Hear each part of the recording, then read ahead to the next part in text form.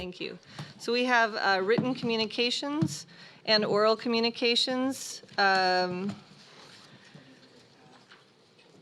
We have a pretty full agenda, so we'll allow up to 30 minutes for these communications. Each person can speak on items on the meeting's agenda. I haven't read this before. Maximum of 3 people are permitted to speak on each side of one topic. And if you could give your name and address when you come, that I'd appreciate it. How many people do we have tonight signed up to speak? 5. Okay, 5. So who's first? The first speaker is Jasmine Liu. Come on up, Jasmine. Thank you for that, but we don't have clapping here, but you can wave your hands in support. Go ahead. Good evening. I would first want to say thank you very much for the opportunity to speak here tonight. I also want to take a moment to thank you for your continued support in the Youth Link organization. My name is Jasmine Liu. I am 13 years old, and my home address is 13920 Southeast 44th Place, Bellevue, Washington 98006. I am a member of the Bellevue Youth Link Climate Action Team. I am also student body treasurer at Tye Middle School.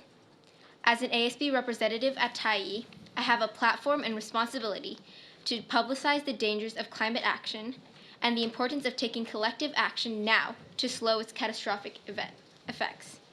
I care about the climate because I care about making sure our planet is safe for my generation and the generations to follow. Our lives are at risk, and that is terrifying, especially if we don't have a plan or get involved. Getting involved is my way of making it less scary. And this is why my generation continues to engage and take control, because we're scared. My friends and I are here tonight to thank you for the hard work and investments you made this year towards the updated Environmental Stewardship Initiative, or ESI. I appreciate that the city is taking a close look at where we are and where we want to go with the initiative. And I'm grateful that the city hired a consultant to work with the ESI and bring many helpful perspectives on the best ways to shape this plan. This is an exciting time where the variety of options for renewable and efficiency is growing every day. We can incorporate those options into the updated ESI. I'm grateful that the ESI plan update is giving a close look at climate action because we, as the current and future generations of the world, need our leadership to step up and do more, way more, to take away some of the fears and stress that climate change is placing on our young lives. And initiatives and plans like these are exactly what is needed to offer us some relief. We need to believe again that the adults will take care of us, and we don't need to be so worried and scared for our own lives. We need to believe that you're fighting for our lives every day. Thank you again for hearing my statement. I am hoping that the updated ESI plan will include strong targets for taking climate action, and I support the council in setting leading-edge targets. Please, keep my generation in mind. Thank you. Thank you. Who are the next 2 on the list? The next speaker is Simed Panatula, followed by Benjamin Massel. Okay, come on up.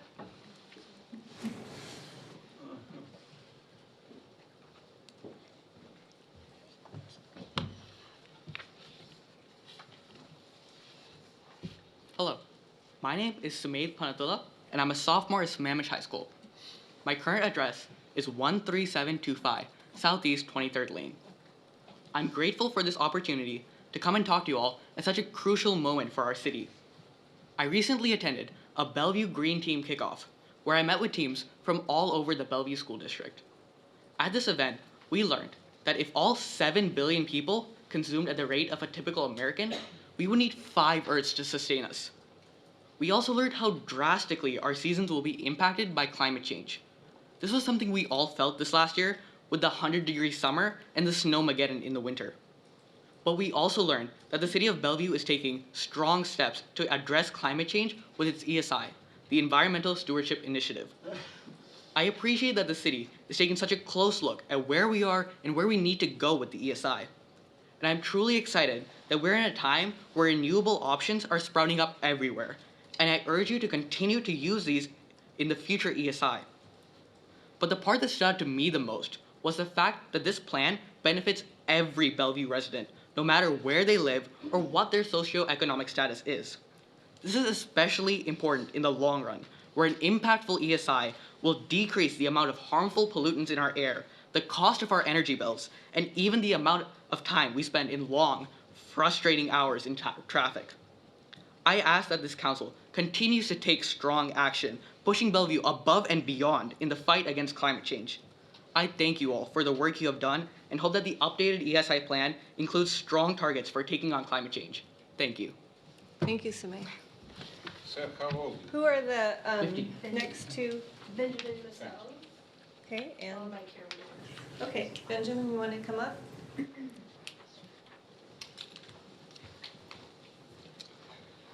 Hello, everyone. Thank you for the opportunity to speak. My name is Benjamin Musso. I live up in Northeast Bellevue, and I'm a senior at Interlake High School.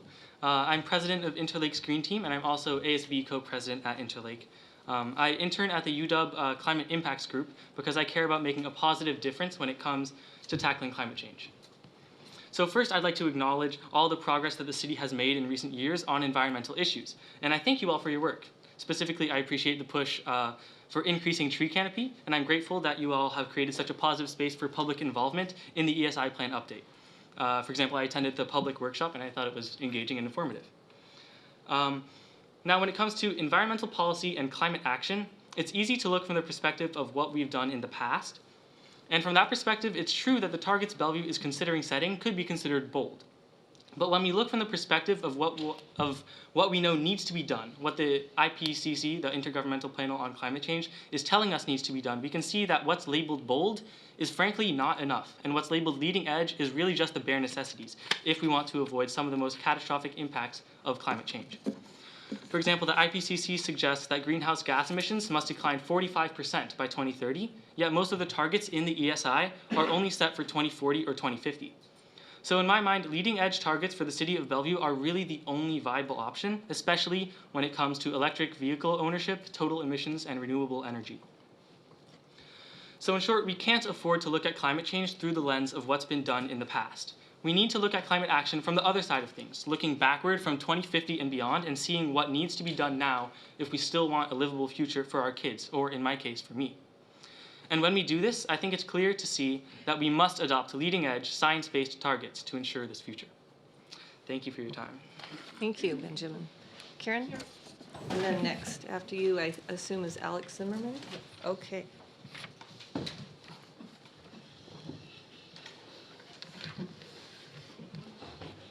Karen Morris, my address is on file. I'm here again with more accurate information concerning the 10 Encampment Ordinance rewrite. A few weeks ago, city staff provided you with a comparative matrix to local jurisdictions, which one of you had requested during a previous meeting. I knew when I saw it, it was problematic, both because of what jurisdictions were included and which were not. The inclusion of a couple of jurisdictions Bellevue has indicated they don't want to emulate was the first clue. Also, the inclusion of one with a pertinent backstory that was left out. Sammamish went to 120 days as part of a compromise that was supposed to include the additional warrant and sex offender checks they wished and wrote into their regulations. That agreement was broken. The encampment got the extra time but reneged on their end of the deal. The host did not enforce. So I don't consider that an example for us, but rather a caution and part of a concerning pattern. I have done my own research, some of it online and some by talking to personnel at those cities. I researched 11 area cities, not including Bellevue and not on the previous matrix. I am waiting to hear back from one, Tukwila, and one, Issaquah, has no pertinent regulations. I will give you more info on this research later, but for tonight, I want to comment on the refrain that proposed changes are moving to a, quote, regional standard. On length of stay, one is at 60 days, 6 are at 90 or 92, one at 125, and one at 150. I have not cherry-picked, but given you all that I found. Even if you consider the staff matrix added in, there are still more at 92 days or below than at higher levels. GAP is a little more complicated, and I will provide more on that later. I found only one city, Redmond, with anything like the proposed extended permit, and theirs allows 3 stays for 5 years, not 4. I knew there were at least 2 close cities with the additional warrant and sex offender checks neighbors have requested, but also found at least 3 others with language implying further monitoring. Additionally, I found other ideas that we might want to incorporate. The final draft of the ordinance I just saw includes quite a few things I disagree with. While we don't support the extended permit for many reasons, I want to comment tonight on the idea that any organization can get it if they have not had a previous permit revocation. Not the way it was presented to us before, and seems a kind of bait and switch, frankly. Probably sounds reasonable until you consider that in the 14 years I have followed this issue, I don't know of a single permit that has ever been revoked in the region, no matter how many or how egregious the violations of the permit conditions. I can give you examples later. We think if this is to be available at all, a more realistic standard is required. And I'm sorry I couldn't have my matrix ready for you, but I've been dealing with another little issue in my neighborhood, which just cropped up Sunday. So. Okay, thank you. Thank you. Okay, Mr. Zimmerman? Thank you.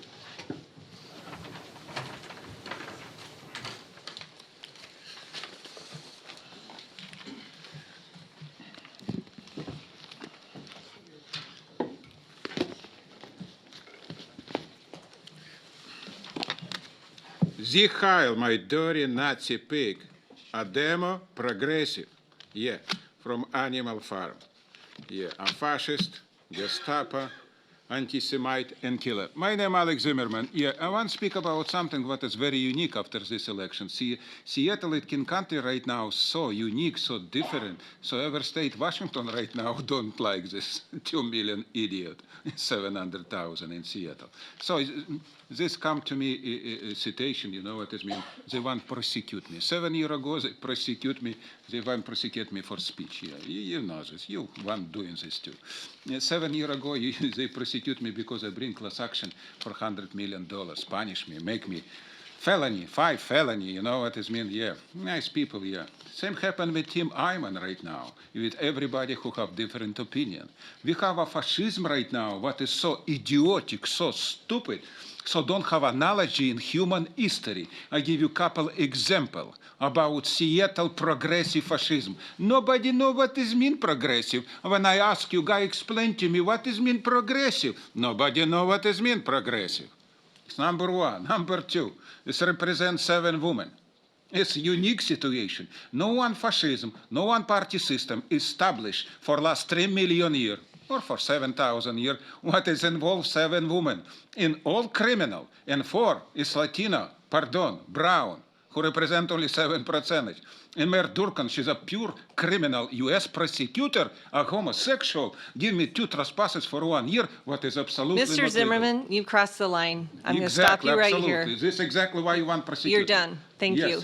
No, You're done. I want to speak. I don't No. press line. I talking about it's freedom of speech, about what is we have right. It don't interrupt me because it's look exactly what as I told you. You acting like a Nazi Gestapo. It's exactly what's happened. That as I proud talking is absolutely legal. It's legal.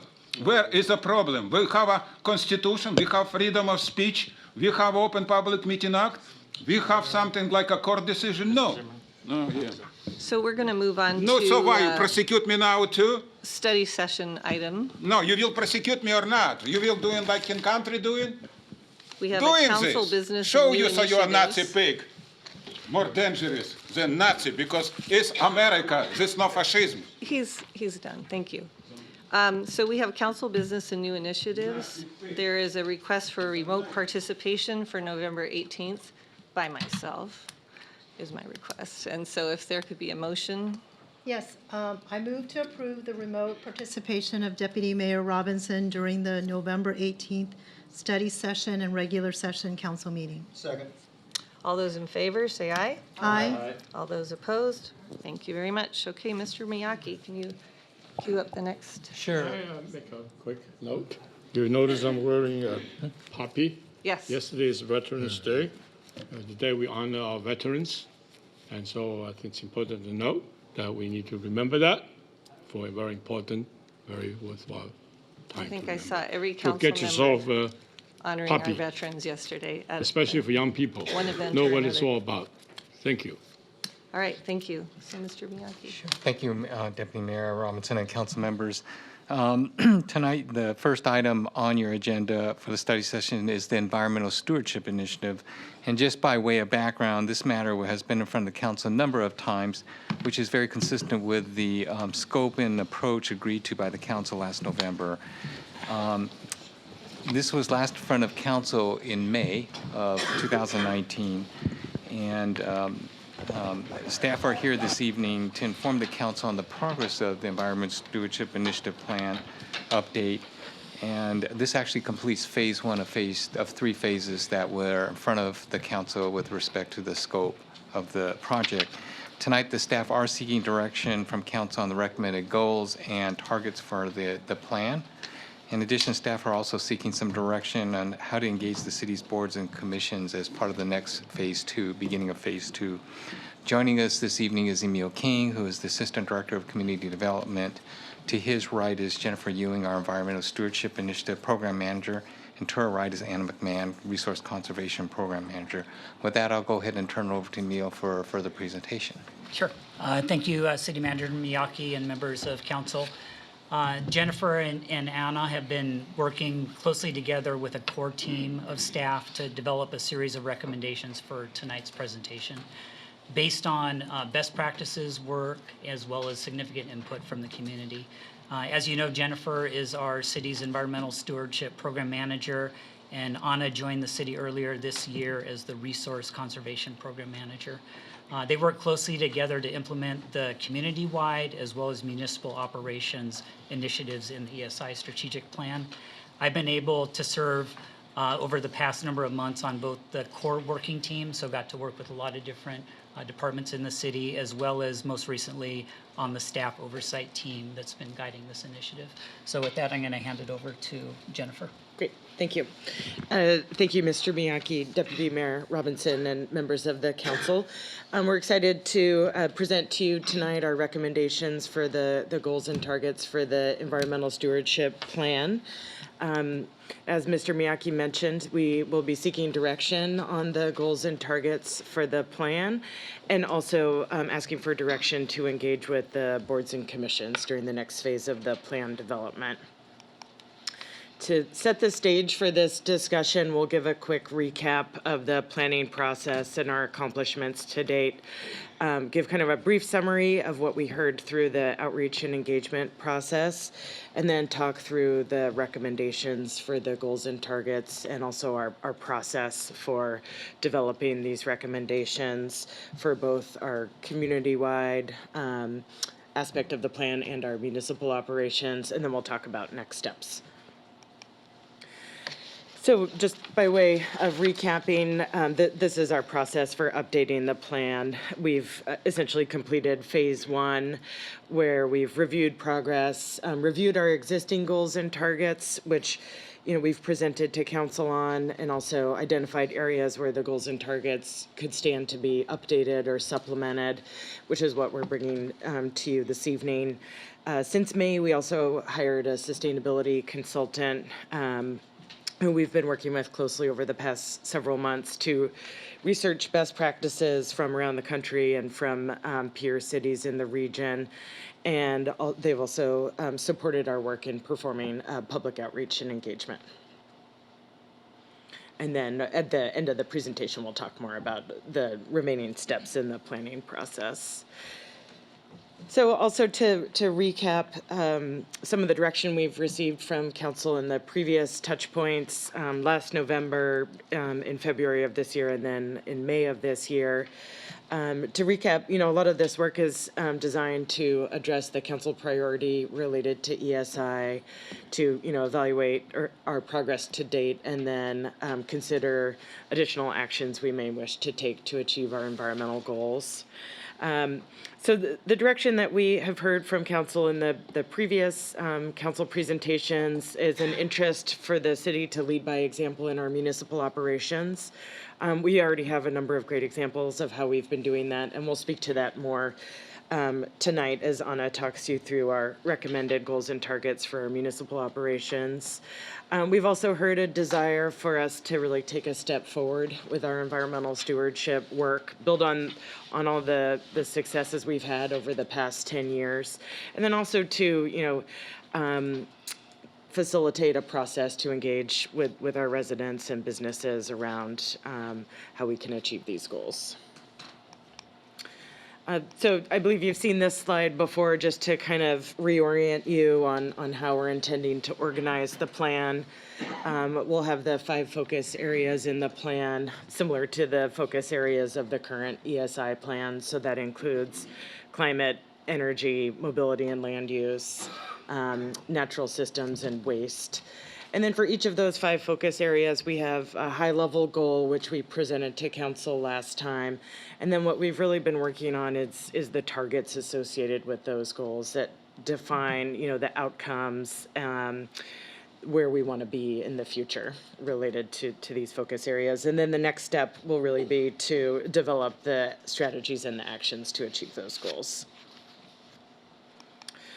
So as you've seen in the packet of materials for tonight's presentation, we, part of our best practices research was really to look at, okay, what are other cities around the country? What kind of commitments are they making around their environmental stewardship and sustainability work? And, when we last presented to you, we said we would, try to package these into some options. So what we tried to do was really sort of group the different kind of levels of ambition, as we're calling it, into these 3 different options. So the stretch option, is essentially, in some cases, either what we're doing now, where we have some existing goals, or it's maybe a little more than what we've already committed to. On the other end of the spectrum is the leading edge level of commitment. This is, a handful of cities around the country and around the world that are making commitments to things like carbon neutrality and that sort of thing. And then in the middle, we've tried to group a set of recommendations that we're calling, these represent best practices, they're ambitious commitments, and we've kind of labeled this category as bold. And so this essentially kind of most closely aligns with a number of our peer cities in the region, probably with the majority of the more kind of best practices cities around the country, and aligns for the most part with, the K4C commitments. We've done a little bit of looking into, the implications of these different levels of ambition, and, as the level of ambition goes up, as might the cost and the level of effort, and also the potential for more policy changes. And we can speak to that a little bit more, but to kind of at a high level frame the different levels of ambition. And so through our best practices research, we provided a number of different examples in the packet for tonight. And then we also went out to the community to get a sense of, where do our residents want us to be, and how do they view the city, and how important is it for our residents, for Bellevue, to be leaders when it comes to environmental stewardship and sustainability. And I think what we heard, through the survey which we conducted, in which we received about 385 responses, we heard from our residents that, they want us to be ambitious. They want us to either, be on the leading edge or take bold action. We heard that, they agree or strongly agree that environmental stewardship is important to the health and livability of their community. And then, we also looked at our citywide survey and found, some of what we were hearing in our environmental stewardship survey kind of echoes what we were hearing from our residents around healthy living being a high priority. Then in addition to the survey and the workshop we held with our residents, we also held a focus group with sustainability leaders from Bellevue, which included local stakeholders and large companies. So for example, the Bellevue School District, Bellevue College, T-Mobile, Vulcan, the BDA and the Bellevue Chamber and a number of others. And this was a great opportunity to hear from a lot of these organizations about some of the goals they've already set and how we can maybe look at working together. In a number of the cases, we already have some great partnerships with these organizations. And then to also hear kind of what their vision is for Bellevue as kind of major stakeholders here. And I think what we heard from a lot of them was that, land use and transportation have, an important role in our environmental stewardship work. And from some of the representatives there, from T-Mobile and Vulcan in particular, we've heard that they've already set really ambitious goals around climate change and renewable energy. Some of them for, just 10 years, roughly 10 years from now in 2030. Amazon more recently came out with a set of goals to be carbon neutral and zero waste by 2040. So we'll provide a kind of high-level overview of our targets, our recommendations, and then during the discussion, we can always kind of go back and touch on some of these in a little more depth, since we may not have time to get through all of them. So the community-wide targets, the recommendations we came up with essentially align with kind of that bold level of ambition. Like I said, some of these are essentially the same targets as other peers, but maybe we're recognizing, for example, with zero waste, we might need a little more time to get there. Some of our peers, in the region have adopted a zero waste goal for 2030. We think it might be more realistic to look at that a bit longer term. With renewable energy, we're recommending a 100% renewable energy goal, which is really ambitious. Also something, through the new statewide legislation that we think can be achieved through that legislation. A couple of other highlights are the electric vehicle ownership. We see this as really a key strategy for reducing greenhouse gas emissions and fuel consumption. So that's an aspirational goal there. Also looking at mirroring the state's goal of to use a more technical term, a vehicle miles traveled goal. So the sort of layman's term would be, reducing driving by 50% per capita. So this is framed as a per capita goal. So acknowledging that we will continue to have population and job growth in Bellevue, but that we'll be looking at, with that all that growth, happening, primarily in our growth centers, we'll be able to really reduce car travel with that as people are, better able to take transit. And then, essentially how we came up with these recommendations is looking at kind of how everything can ultimately add up to the climate change goal of reducing greenhouse gas emissions 80% by 2050, which again aligns with King County and the K4C and some of the other cities in the region, and is considered a best practice. I'll hand it over to Anna to speak now to our municipal operations targets. Great, thank you. Deputy Mayor, council members, thank you for letting me present on our recommended goals for municipal operations. At the last council meeting that Jennifer presented at, we were asked to lead by example in efficiency of municipal operations. So we're excited today to bring to you our recommended goals for that. One way that we can lead by example is to mirror the community level goals, but to achieve those goals at a faster rate. What we're recommending is for our target year is a 2040 target versus the community level goal, which is a 2050 target. So we'd be achieving our goals at a faster rate in 10 years ahead of the community level goals. So as we go through strategy development, we may find that some goals may be more achievable in the near term in terms of 2030. A good example of that is the renewable energy target. The city is committed to purchasing green power for the next 20 years through PSC's Green Direct program.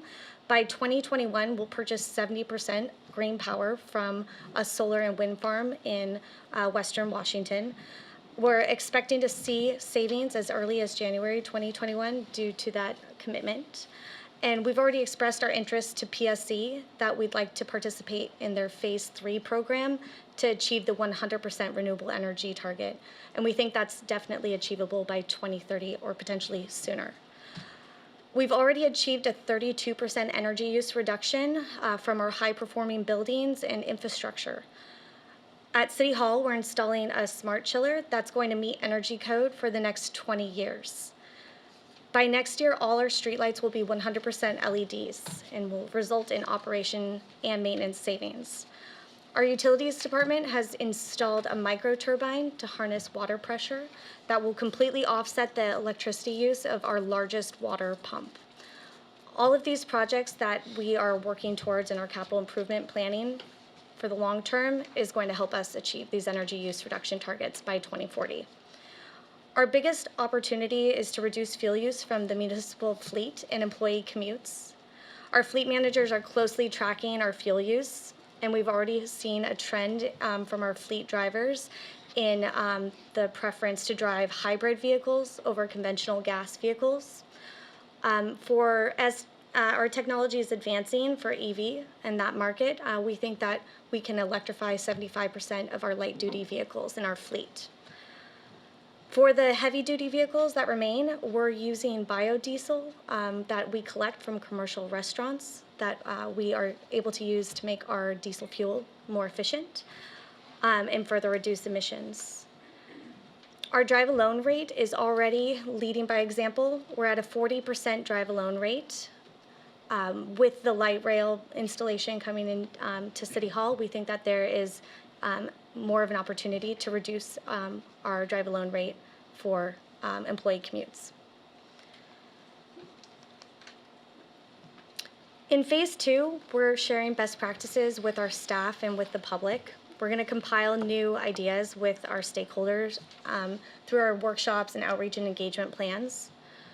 By establishing these goals and collaborating early on, we'll be able to help leverage partnerships to implement strategies, whether that's with the school district or Bellevue College, PSC, or other planning efforts like the Smart City Plan or the Parks Open Space System Plan, where our goal is to collect a long list of potential strategies and actions that will help us achieve our greenhouse gas reduction targets, and then use a list of criteria to prioritize strategies that are going to have a high impact and multiple co-benefits.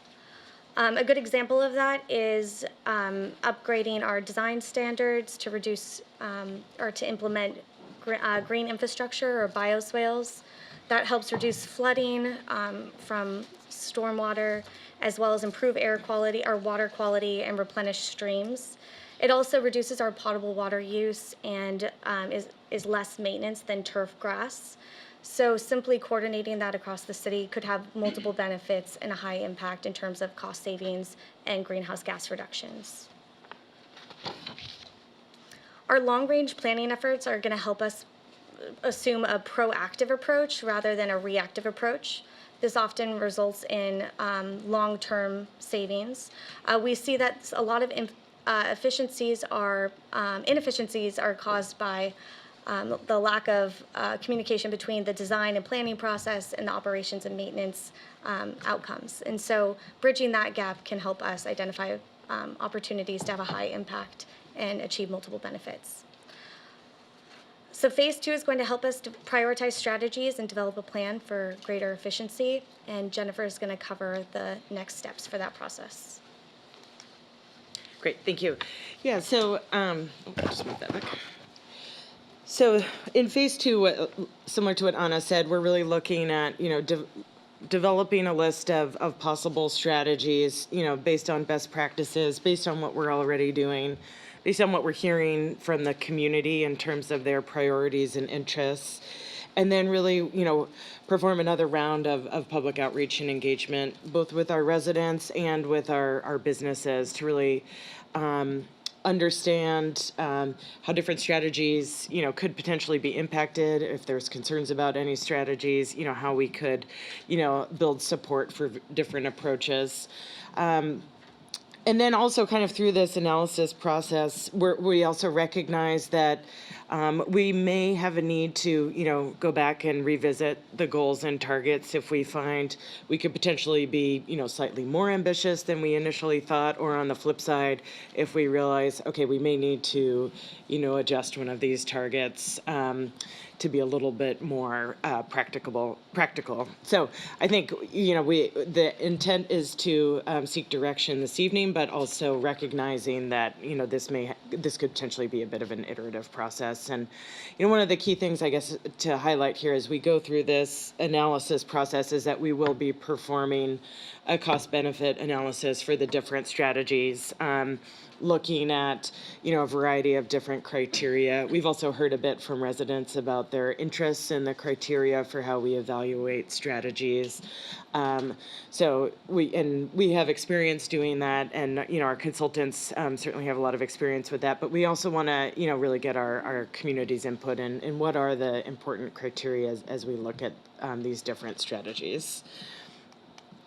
And then as part of the engagement and analysis process, we're also recommending to begin engagement with the boards and commissions to present and discuss any, potential policy-related implications of the goals and targets that we're recommending. And so we've outlined the different topics that are, we think are relevant to each of the boards and commissions. So we recognize that the Environmental Stewardship Plan does touch on the work of a lot of different departments and various boards and commissions.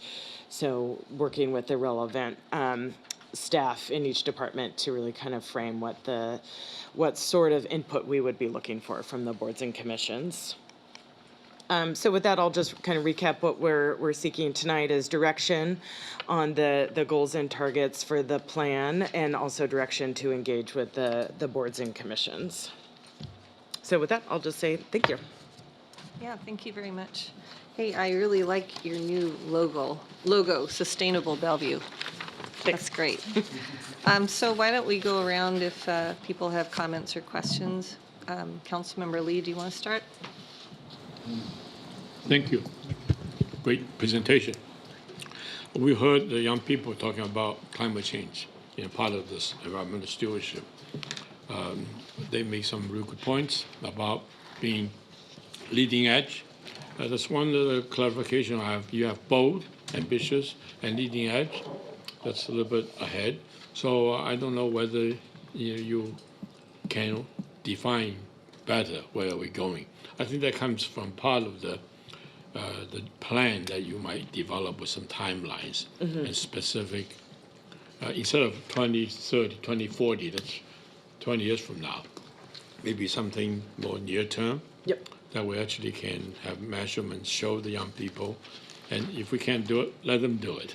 And they can step in, right? And so that's one comment. Other than that, I think we're pretty much on track that you identify all the departments that have to work together, collaborate. And I think one thing that you pointed out on transportation, that's what I'm, a liaison to. Their future technology in electric vehicle, which obviously impact environment, energy, clean, and there's a lot of other benefit that goes with it. And the technology involved, you mentioned what the city may be doing, and so there might be a little bit more to it than just what you indicated. We'd be surprised to find out how fast autonomous electric vehicle development can happen. But it takes the city to provide the initiative, right? We need to bring people together to test the city policies. How can we encourage that development? So I just want to point it out. So I hope Transportation Department working with the land use and others can really focus more on that aspect. Yep. I think there's definite business case that can be made, commercialization, and in fact, commercial, many companies such as PACCAR are already looking at using that technology to have their business more efficient, and that's a business case that can make. So other than that, I think the rest of them speaks for itself. But it takes some, as you mentioned, some real push, leading edge. Another point, sorry to go a little bit longer, leading edge means really not probably the best case. Best case is bold. We have to copy what other people do. Leading edge means we are actually setting the pace that nobody else has done. I see hands up. There you go. So I think that's another thing we can be even bolder.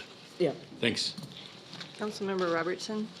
Thank you. This is a good thing to be discussing. You know, I was looking into this over the weekend, and I learned that since 2005, the U.S. has led the world in greenhouse gas reduction, with 12.4% on absolute basis and almost 20% per capita. And the reason that we've led the world in that, and a lot of people don't know that we're reducing our greenhouse gases by the biggest percentage, is because of the conversion from coal to natural gas and some renewables. So, and I remember reading a while back that if we converted every fleet vehicle in the United States to either liquid natural gas or renewable natural gas, we would be at the Kyoto levels or the Paris climate levels, but we would reduce our greenhouse gas emissions significantly. So, yet I don't see that strategy of renewable natural gas or liquid natural gas in our strategies. And that's been one of the most meaningful things that has affected greenhouse gas emissions in the U.S. So I think that we want to keep that in mind. And also, as Councilmember Lee mentioned, the free market. People want cleaner vehicles. People want to have less footprint on the environment. And the free market is helping us do that. I mean, I think Volvo next year, all their vehicles are going to be either hybrid or all plug-in electric, plug-in hybrid or plug-in electric. So I think it's happening. And so, that I think will help us achieve our goals in a better way, because we need that to happen. And I really appreciate that you've talked about that you want to have something, you want to look at strategies that are high impact. One of the things that I think is really important is that we set goals and strategies that are stretches, but that are achievable, because just setting goals out there that we will never reach, I don't think is a good exercise. So, and you heard my comments about the renewable natural gas and liquid natural gas on the fleet, on our fleet. The state energy code is something that we are required by law to adopt. Are you, do you think you'll be recommending that we make changes to that? I wouldn't think so, but. I think it's something. Because we can't really change it that much. I think it's something we would look into. I think we have the ability to exceed the state energy code for commercial buildings. I think that's something that, some cities are supporting, but I think it's obviously a discussion that would have to happen with the development community. Yeah, consistency across jurisdictional boundaries and reliability on the state code is something that I think we need to consider as we're looking at that. On renewable energy, I wasn't sure from the materials, do we consider hydroelectric renewable? Yes, I guess technically it's clean, but in the state legislation, the hydroelectricity counts towards the 100% clean. Okay, good, because I was going to say, that's one of the reasons we have such clean energy sector in Washington.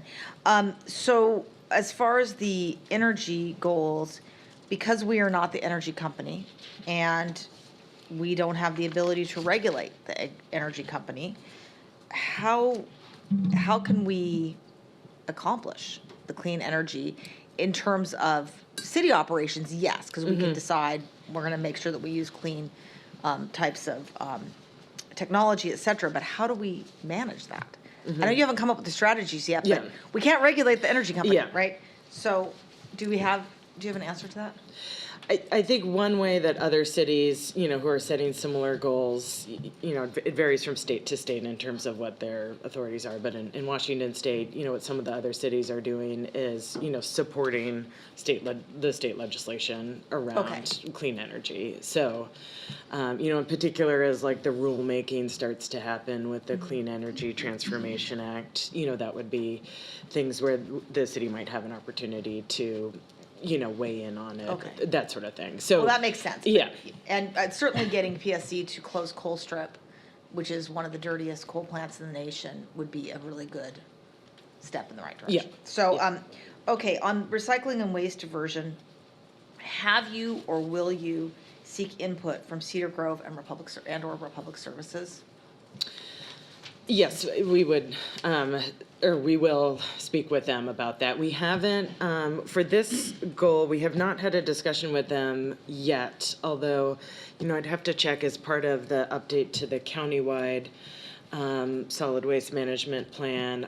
I don't recall exactly how utilities engaged with Republic and Cedar Grove on that. But I think as part of that process, there was regional discussion with all the waste haulers. But yeah, I think that would be something we'd Yeah, have getting to. to zero waste would be great, but it's gonna take the cooperation of not just the people who are producing the waste and the people who are sending too much packaging to people's homes, or that get picked up when people are buying things, but also with the haulers to make Yeah. sure that they can recycle or compost whatever is generated, so from a household or business. So having that interplay as we come up with the strategies, I think would be a good resource to take advantage Yeah. of. Okay, Can we so, stop there and then go around and come back to you? oh, sure, we have 40 minutes for discussion and I've I know, spoken for but- 4. I'm going to give each person 3 minutes and then come back and have another bite at the apple. You know That's what, let me just finish up. Okay, go Okay, ahead. and then I won't probably need to come back. All right. So then three things I just wanted to mention that I'm hoping that or 2 things actually, because I already mentioned one of them, is when we are looking at the strategies, I think we need to make sure that in addition to looking at the cost benefits, that we look at the economic impact analysis of not just how it impacts, people and businesses in our community, with regard to any new proposed targets, plans, and strategies. And we need to get that information before we adopt, so we know Yep. what, eyes wide open, right? Yep. The second is we need to make sure that we have a projected budgetary impact on the city's budget of all strategies, again, before adoption, so that we can know, we are really good at projecting out, and we need to make sure that if we're gonna be doing something that raises our operational costs, that we're aware of that before we take action. So, see, I was almost done. Thank you. Thank you.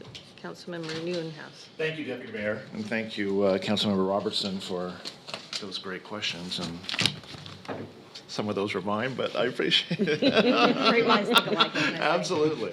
Well, first of all, let me say thank you for the presentation, and thank you for all the hard work and the research that you've put into this so far. Really appreciate that.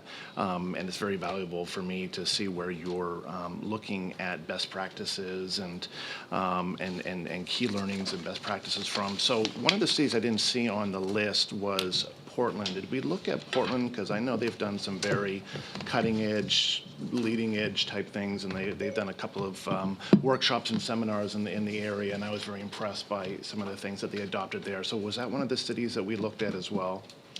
Yeah, we did look at Okay. them. I think some of their goals, are maybe more in the bold category, and others Okay. I think are more in the leading edge category. So, and we should say the lines are a little bit fuzzy between the two. Okay. But yeah, we did look at Portland. I think in general they're considered, a leader in climate and sustainability. Okay, great. Yeah. And then going to establishing the goals, so, and I think Councilmember Robertson touched on this a little bit, and I just want to dive just a little bit more into it in terms of these goals that we set right now, which, some of them are great and fantastic, but are we setting them based on the key learnings from what other cities are doing, or are we setting these goals based on what we think is achievable, or how did we get to these goals that you're presenting at this point? What was your thought process on that? Yeah, I guess kind of both.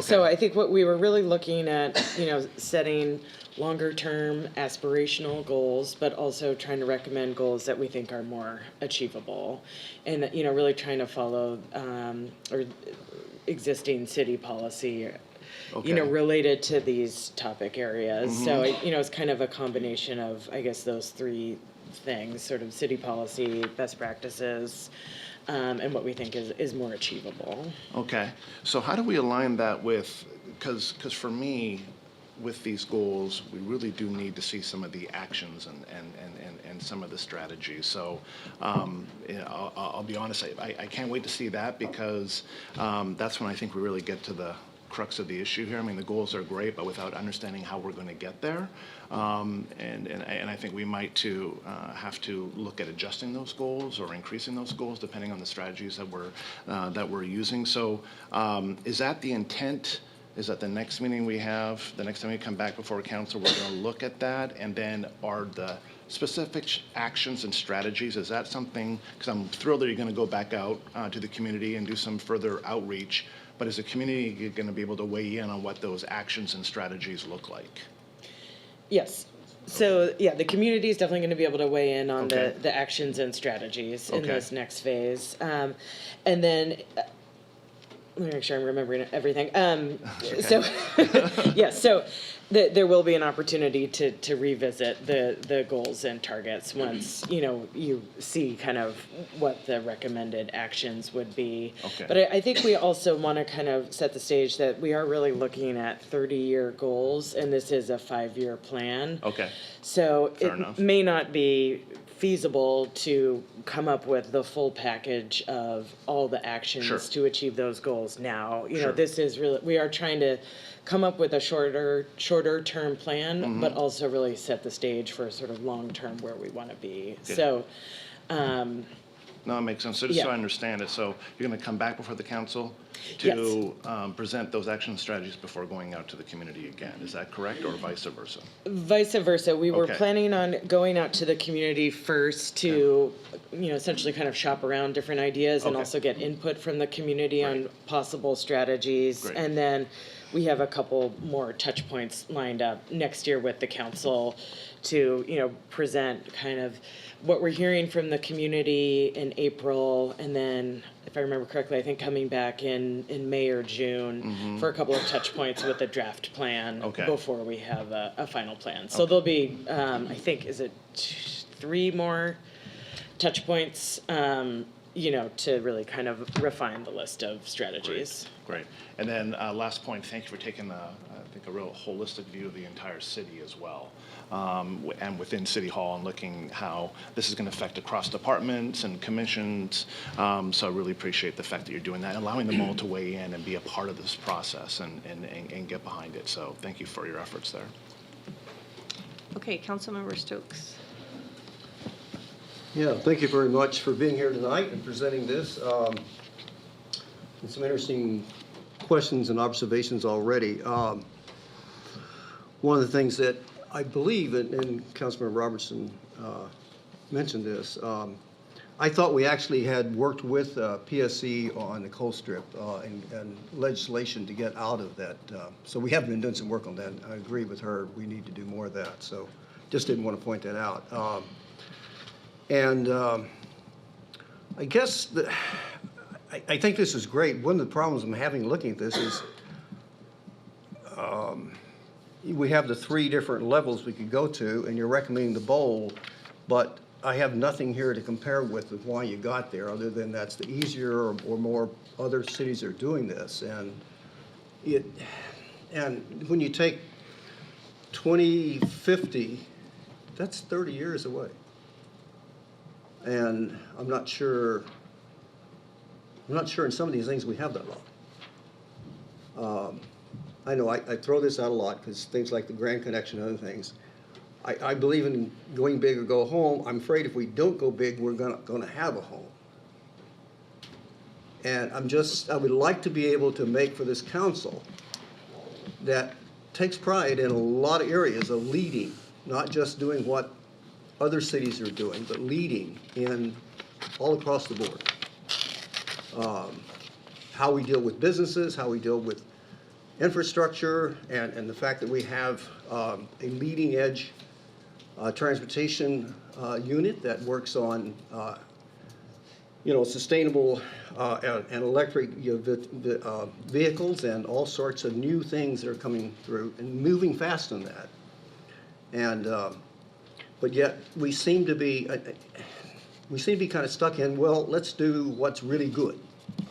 And I would like to be able to look at this and say, what could we do? What can we do looking down the line? And you have to look at the cost. I mean, a couple of people mentioned that already. Obviously, we have to know And you do have some things that set out here, next steps, proposed engagement, all that, and I think that's really great. But I just think that, and you know, there are big arguments about this across the country, and but it's one of these things that I would like to see us really be able to make a very logical and data-based and also heart-based decisions on what we're going to do, because this is the future. And the kids that came and talked to us, they're the ones that are going to have to deal with whatever we do. And I would like to be able to look back and say, well, actually, we took the right things and we could. The tree canopy, for example, I just can't, you know, waiting 30 years to get from 37 to 40%. I mean, you kind of lump this in. So I just think there are things we can do, some things we're not going to be able to do. I'd like to see a little broader, more, I guess, complex look at this. The last point I want to make is on the waste reduction, and recognize that we have an opportunity with what occurred with the solid waste division, the new contract with King County, in which, and I had the pleasure and honor of leading the charge in a sense with getting us from just shipping, well, either stacking things to 700 feet out in a part of King County that's going to run out, you know, for solid waste and for waste, you know, for trash and all that. That's an old idea, and it has some real serious problems. The other answer is to use rail, and railroads don't want to do it, and I have a problem with taking our garbage and sending it out to someplace else. The opportunity we have is waste energy, which is gathering, I think, a lot of steam. It's being done in a lot of places, and I would like to see us look at that and see if we can support that. Again, that is a leading edge piece, although it's been done for a long time. But the opportunity there is to do, it costs a lot, but in the long run, it costs a lot less. And, you know, there are people who are in places that are setting goals for 100% reduction in certain things. So I just would like to see, Bellevue is always out there. We're a leading city in so many things. I'd like to see us be a leading city in environmental. Okay. Council members on. Okay, well, thank you. I'm really excited about the work that we have ahead of us. Some comments. One, I agree it's going to take all of us working together to address climate action. I would suggest that instead of just picking certain boards and commissions, that we actually engage with all of them. Why pick only certain ones and say these are the ones that are actually going to look at it? Because it could be that there's some really innovative and creative ideas that comes out of the Art Commission, and we just chose not to engage with them. I think that I appreciate the fact that we're separating out the municipal operations from the community-wide, and that we're leading the charge. So we're actually setting a higher target for us in the municipal operations than our community, because we need to be showing that we're modeling the way. So I appreciate that. I also, it was good to hear that our sustainability leadership companies have even more ambitious goals. The idea of zero emission vehicles, zero waste, carbon neutral by 2030, 2040. If our businesses in the community are already ready to do it, then what are we doing? So, you know, I want to share this story because on Saturday I had a chance to hear some voices from youth. And literally some of the youth were telling me they're making decisions about whether they want to have children because of the climate effects of human beings. So to me, I start looking at what we're doing and saying that I think we need to be going much bolder, you know, in that leading edge instead of the setting realistic goals. How did we ever get things done if we just set realistic goals? I mean, we need to be aspirational. We need to, what's that big, hairy, audacious goals? That's what we should be doing, because us adults are making decisions on behalf of our youth, and the kids aren't even born yet. So, you know, I think that we will get a lot more innovation and creativity, and technology is going to come along if we actually set some intentionality about being leading edge. So I would certainly push for that. my understanding is that the Bellevue School District at Puesta del Sol Elementary, they're already designing for a zero energy building. So the technology is already here. And so I would definitely push for that. We didn't talk about the wedge analysis in here that K4C has already been, talking about every time we have a meeting that gets us to, we already have the kind of strategies we need to be adopting in order to get to 80% reduction by 2050. So it's not as though we don't have a roadmap. I think we need to actually have the courage to step forward. So the 80% greenhouse gas reductions by 2050 for the community, getting there in the municipal operations by 2040. I'm not sure that I accept that we only want to get to the light duty vehicles for the city. I think if we're talking about 2040, if we push for the technology, they will come up with, for our medium and heavy duty vehicles, what would less greenhouse gas emissions look like for those vehicles. So, and then I think someone earlier mentioned that we should be setting goals at 2030 instead of only 2040 and 2050. So I agree with that. And then I would just close with this. I think that if we started looking at every decision that we make related to design, purchasing, related to what does it mean in terms of our climate and greenhouse gas emissions, we will think differently if we actually have that as our lens, not as one that we pull out periodically and ask the question, but it actually is embedded in the foundation of how we think as a city. So that's my comments. Well, time myself here. I think everybody said just about everything I was going to say. It was a good conversation, good comments. There's kind of that challenge of getting the balance between the best practices and the actual achievable goals. But I would like to stretch us a little bit more because there's the desire for the leading edge, although I know that's not all so practical for our city. But I would like to, if we're doing 30-year plan on 5-year increments, I would really like to see us stretch ourselves a little bit more and, try to do the low-hanging fruit and then put in some higher achievable goals.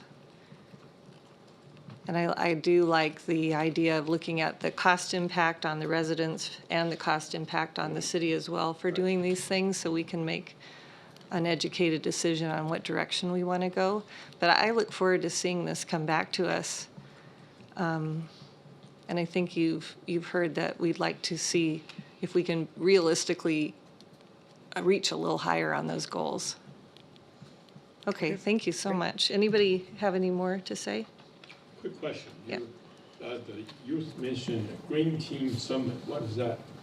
Is it something city sponsored? Oh, I haven't heard anything about that. Yeah, I think the event he was talking about, not city sponsored, but I think it's the green teams from the different, mostly high schools, and there's another group called the Sustainability Ambassadors that works with youth to help sort of cultivate student leaders in sustainability. And we had one representative there, our environmental stewardship and AmeriCorps member. This is something obviously the city definitely can support and nourish, help. Yeah. Thank you. Yeah.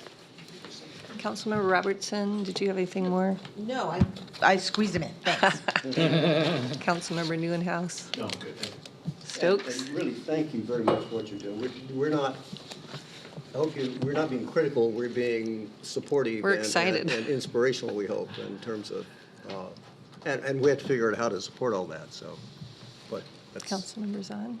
My only comment is when you look at the economic analysis, I think it's also important to look at the fact that public health, clean water and clean air actually has a cost and a benefit as well. So it's not just looking at the dollars and cents of how much we pay, but the rate of asthma reduction and any number of other things are also important. So let's make sure that we look at holistically. Thank you. Thank you. Okay, thank you very much.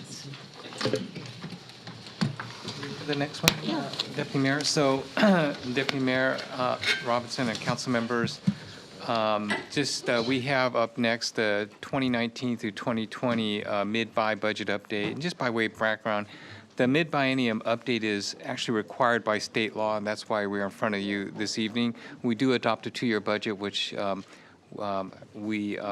you adopted last year, but by state law, it's required for you to take a look at that and do some adjustments if necessary. Tonight is the third of 7 presentations, I believe, on the city's 2019 and 2020 mid-buy budget. Tonight's presentation will cover 3 topics. One is an overview of all the changes in the mid-biennium.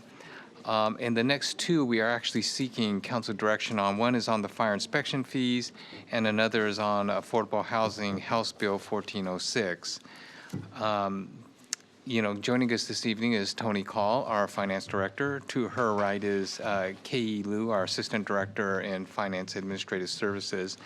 And to her, so we have a member from our city attorney's office, Catherine Drews, as well.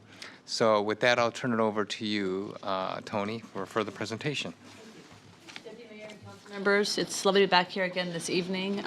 As the City Manager Miyake mentioned, this is the third, I believe, of 6 times that we'll be in front of you over the course of the next few weeks. We do have a fairly full agenda for you this evening, and because we do have change in presentations tonight, we'll start with this panel, and then partway through we'll swap out the panel and have some more folks. Chief Hagan and Ken Carlson are also here this evening to talk about fire inspection fees. So you'll see us kind of split this into 3 sections to help navigate through this. As City Manager Miyake mentioned, we are looking for direction this evening in 2 specific areas. The first is in Substitute House Bill 1406. That's the Affordable Housing Sales Tax Credit. We need to bring that back to you on November 18th on the consent calendar in order to meet the November 30th deadline to ensure that we can collect those funds and secure that funding by the 1st of January 2020. So that's on our list tonight. And then we'll also be looking for direction on a fire inspection fee update. As we head through tonight, we've got a few things on our agenda today. I'll give a quick calendar reminder. I'll give you an overview of the mid-biennium. I've got 2 short slides on the general fund forecast, just so we can reground where that's at and what's changed or not changed since the last time we met. And then we'll move into the more substantive issues tonight of 1406 and fire inspection fee. So looking at our calendar, I joined you on October 28th, and we gave a quick short presentation on exactly the calendar that you see in front of us. On November 4th, Director Brennan was here. He gave a development services fee update. At that time, you did give direction to us to bring back development services fee on December 2nd, and included in that presentation was the 6 FTEs that he was looking for to continue to manage the development pipeline that we're seeing. Tonight, we've already talked about that. Moving on to November 18th, we have study session time with you, and that will kind of go over a detail, a review of capital and operating adjustments. I would like to bring to your attention that by the time we finish our November 18th study session with you, which will be next Monday, staff will have presented all the changes on the mid-biennium to you. So if you have other areas that you want us to look at, that would be a good opportunity to provide us those so that we can come back on the 25th for you. On the 25th, we do have the mid-biennium public hearing, and then we have proposed adoption on December 2.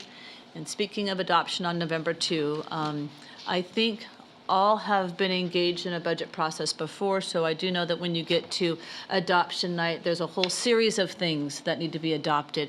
And in this case, we're looking at 5 or 6 or 7 things to actually adopt the budget for the mid-biennium.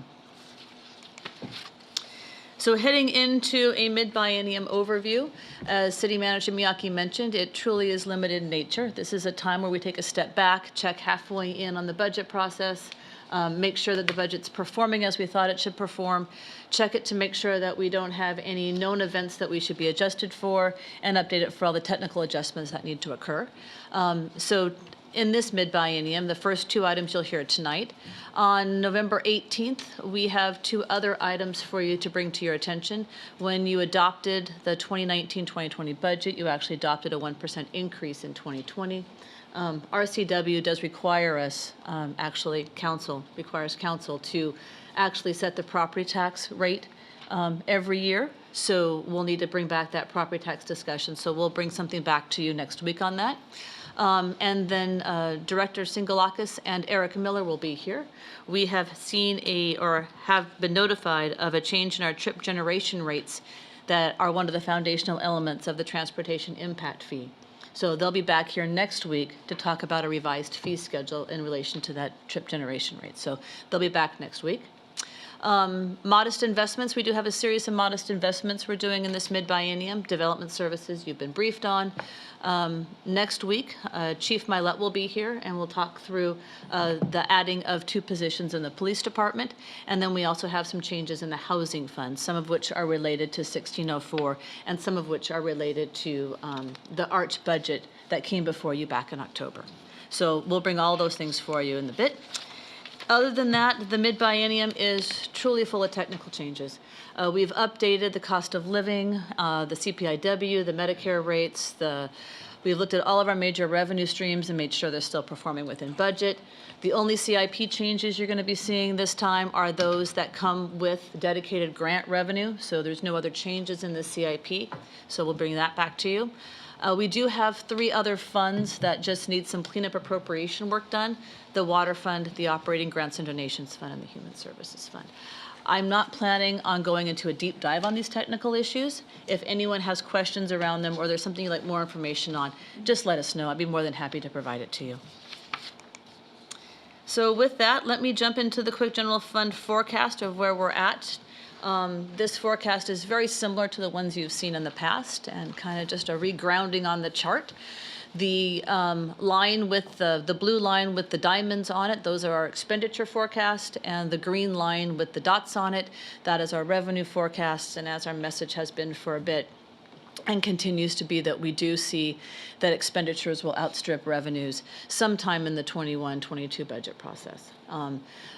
We've known this for a bit now. In fact, Council took very clear action last time you adopted the budget, which was a year ago, by adopting a budget that included that 1% property tax adjustment for both years and also implementing that new fire inspection fee. So those actually were the first steps to moving us forward. We know this is occurring. We know that we're going to see this kind of imbalance in revenues and expenditures for a couple of reasons. We have some known events, the sales tax annexation money, that will no longer be ours and effective of 2022. It's worth about $1 million. And then we are opening Fire Station 10 as well, which is a critically needed facility for us, but it does come with a cost, and the cost is about $3 million a year. In addition, the other reasons that you see that expenditure line feeling tremendous pressure is the urbanization you see in the city. We continue to feel that and making sure that we're able to deliver our services. And we are continuing to put new infrastructure in place. And every time we put new infrastructure in place, we need to put in dollars to maintain that infrastructure. So all of those things, plus probably several others, are continuing to put pressure on our out-year forecast.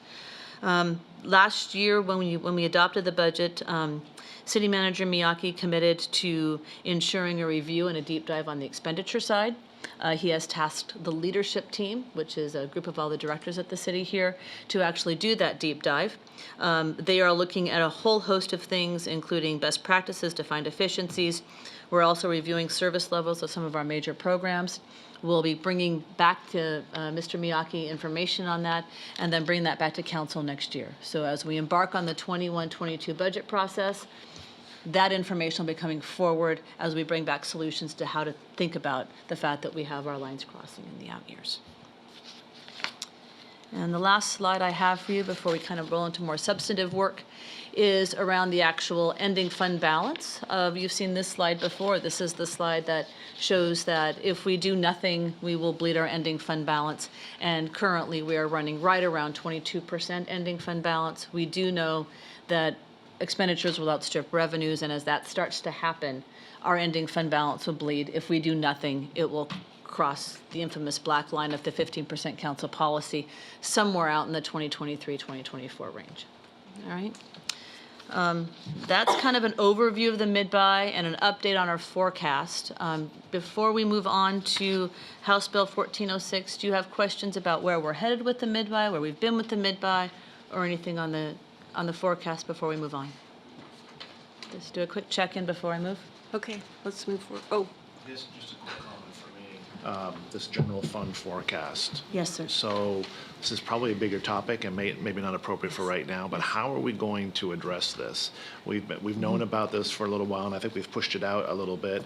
But, 2023 is not that all far away. So how are we, is there a plan in place to address this, or is this coming before council again that we can discuss what our options are? Thank bet. you. Yes, Yeah, to all of the above. Okay.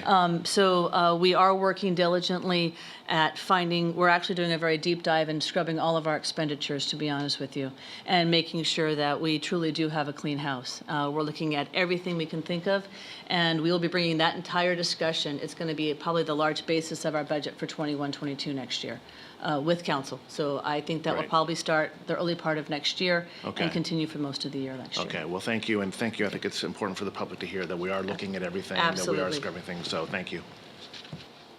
Okay. So with that, I'm going to introduce to you Kay Liu and Catherine Drews, who are going to take us through the 1406 implementation sales tax credit work. Okay. Good evening, Deputy Mayor, council members, and city manager. Tonight, as part of the mid-by discussion, we are bringing substitute House Bill 1406 in front of you for discussion and directions. You've heard about this topic in May and September in the legislative updates.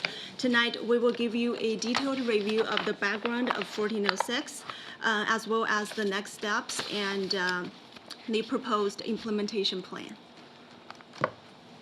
So the directions that we need from council tonight is we need directions on whether we should bring back the required legislation required by the bill on November 18th consent calendar to secure the revenue from state.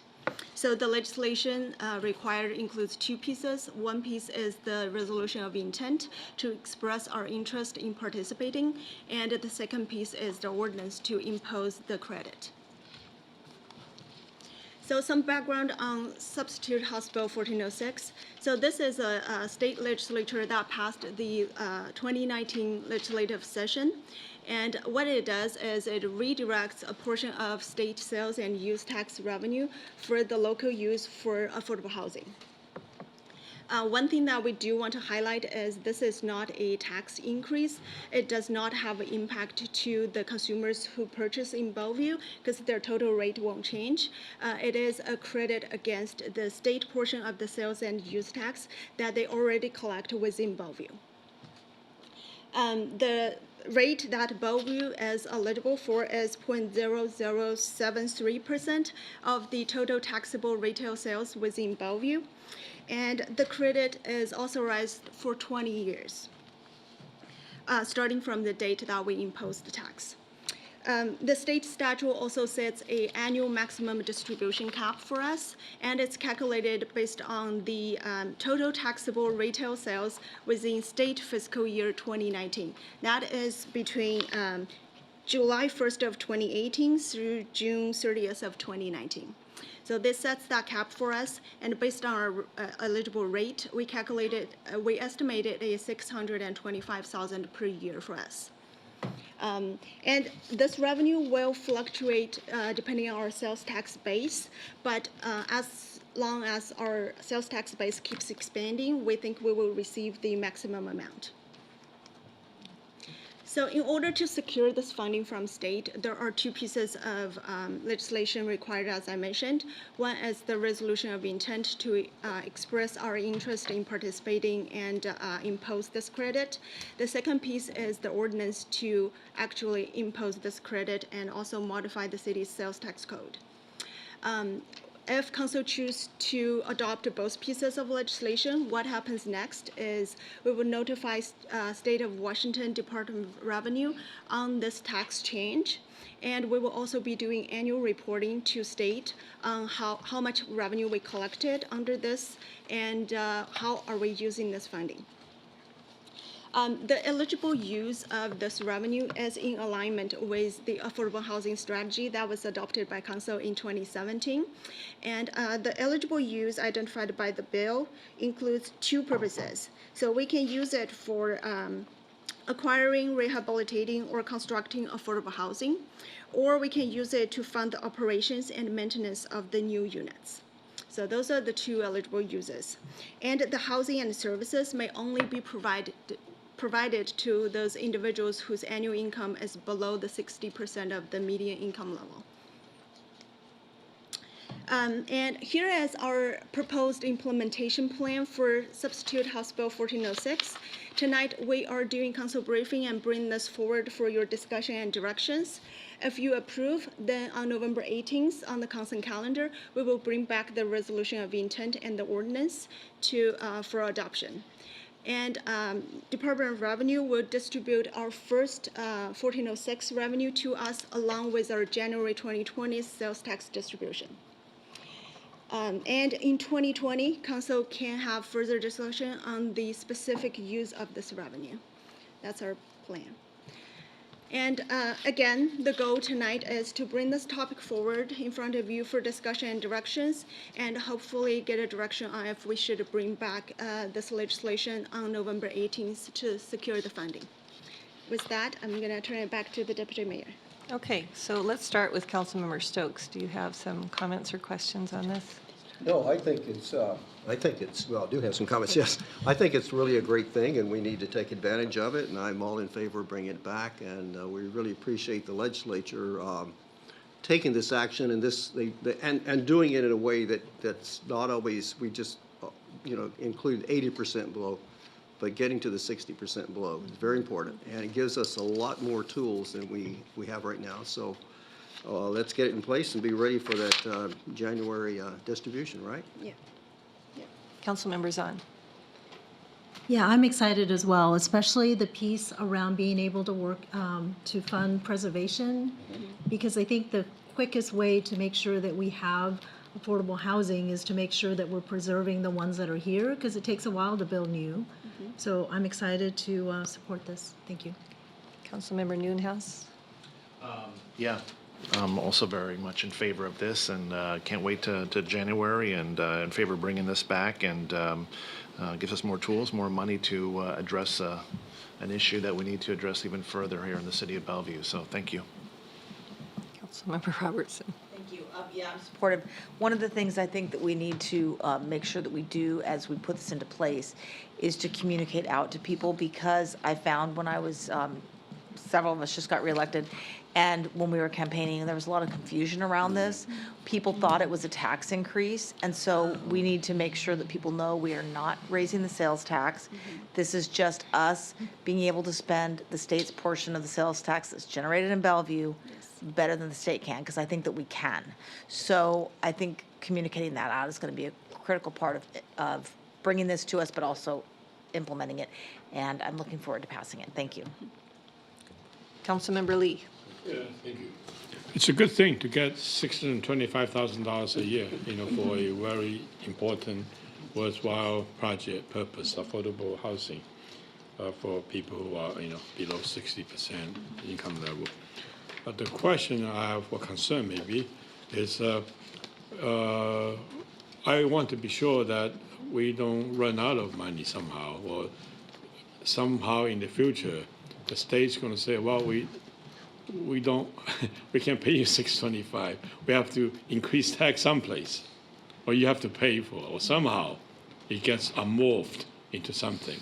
So what assurance do we have that this is money that they can continue to give us for 20 years, and it comes from existing tax they're already collecting? So the existing revenue source is just the state portion of the sales tax that they Right. collect. It's it's part of the 6.5%, a Right. small part of it that they're giving to us. So They are they have using that- enough for something else, aren't they? Um, How is that money available? Sure. So I think what they've done a couple of things at the state. So we do have a growing economy here in the state of Washington. So my guess is they looked at the growth of the revenue stream and said, yes, this is the highest and best use of that growth of that revenue stream. The state legislature in this bill has committed the money to us for 20 years. Now, of course, it does have a sunset clause of 20 years, but they have committed it to us for 20 years. Unless they change the law, I don't know how they would be able to not continue to fund it, just like we currently receive money from our state shared tax revenues. Those are currently under law as well. So there always, I guess there's always the potential of risk. You can't say there's no risk, but I don't believe it's a very high risk. They have made a commitment, a very, very public commitment in this bill. Okay. So economy shrinks, and somehow the economy, the tax they collect doesn't have that extra, $625,000 for us. We may not get it. Or they may say, hey, sorry, the economy is not that good. We don't have the tax to take care of our regular business. So maybe we only give you $200,000 or maybe nothing next year, right? It's possible. It is possible. They're not committed It is possible. off the top. No. They would need to actually pass legislation in order for that to occur, though. Right. They couldn't just make the choice without. Okay. Okay. So I think we need to know that upfront so that when we do our thing, we know that what commitment that we have to make when we spend that money. Okay. Okay? Yeah. Thank you. Thank you. I feel like Bellevue is uniquely poised to utilize this because we have an affordable housing strategy that our council has already approved, so we pretty much know exactly where we're going to put that money and start directing our efforts. We already have a plan in place, and we just need to get the specifics. So I'm really excited about it. I want to make sure that everybody's comfortable with this on the consent agenda. Okay, that's great. Okay. Very good. Thank you. Thank you. Nice job. Good job.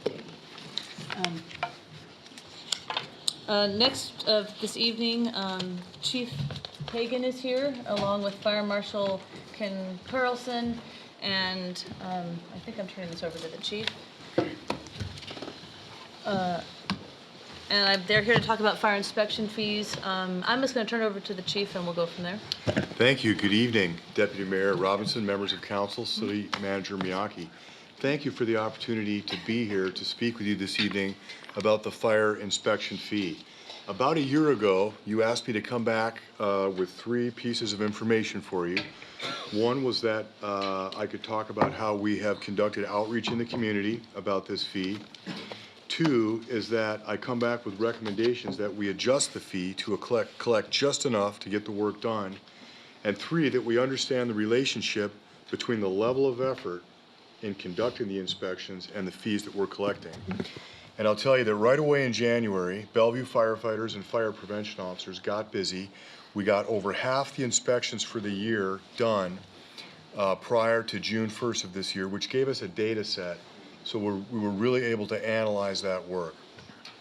And without further ado, I'd like to introduce our Fire Marshal, Ken Carlson, who's going to take us through a very brief slide deck about more detail in these 3 areas you asked me to report on. And then we'd like to ask you for some advice and entertain your questions. Ken? Good evening, Deputy Mayor Robinson, members of the council. As the chief said, I've got a brief slide deck I'll step through and happy to entertain any questions along the way. Assuming that you agree with the recommendations we're going to present from you, we'd like you to direct us to come back on December 2nd with a revised ordinance modifying the fire inspection fees as they currently exist. I'll step through background. Chief's already touched on some, the outreach that we've done, the analysis. I'll highlight the significant changes and provide you some examples of what those changes actually look like. So back in December of 2018, you approved an ordinance that directed us to start collecting fire inspection fees on the 1st of December, or excuse me, the 1st of January in 2020. And at that council meeting, you directed us to use 2019 to conduct stakeholder outreach and adjust the fees as necessary to accomplish 2 things. One was to cover the cost of the fire inspectors that perform the inspections, and ensure that there was a nexus between the level of effort that required that and the fee that we were going to collect.